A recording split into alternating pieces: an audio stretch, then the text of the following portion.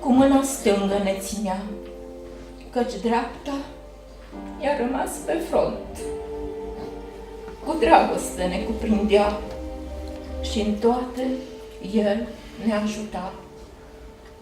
A fost un tată iubitor, cu calm, cu bunătate, de oaspeți primitor și iscusit în toate. Ne-a ocrotit pe fiecare, cu dragoste ne-a sfătuit, cu vorbe bune, cu răbdare, cu dăruire ne-a iubit. Cu mâna stângă a lucrat cu multă măiestrie. Pe toți la școală ne-a îndrumat să avem o meserie. Iar când pe Domnul a cunoscut, l-a acceptat cu multă bucurie. Casa și timpul și-a jertfit cu multă dăruire. Prin valuri grele a trecut pe-a Domnului cărare, dar nicio luptă n-a pierdut, trăind în ascultare. Iubea cuvântul lui Hristos, activ în viața de credință. Pe tineri i-a iubit pe toți și îndemna la pocăință.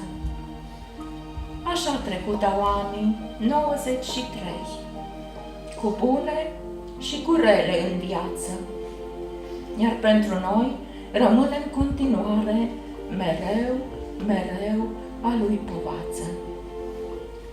Durere e în sufletul meu și lacrimi curg fără încetare. Să stau la căpătâiul lui mi-e greu, căci despărțirea mea de el mă doare. Dar știu că va veni o revedere și despărțirea va fi scurtă, căci toți vom fi chemați la înviere și moartea pentru veci va fi înfrântă. Amin. Amin. Amin.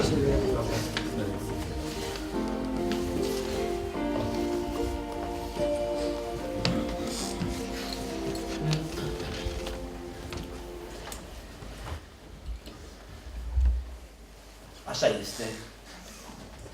Va veni o zi când ceea ce semănăm în putrezire va învia în neputrezire, când ceea ce semănăm în ocară va învia în slavă. Și așa ne spunea Apostolul Pavel